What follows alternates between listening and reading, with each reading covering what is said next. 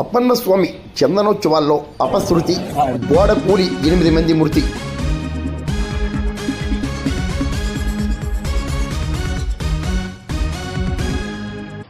రాష్ట్రంలో ప్రముఖ పుణ్యక్షేత్రంగా పరిశీలించిన సింహాచలం అప్పన్న స్వామి ఆలయం వద్ద చందనోత్సవాల సందర్భంగా అపశృతి చోటు చేసుకుంది.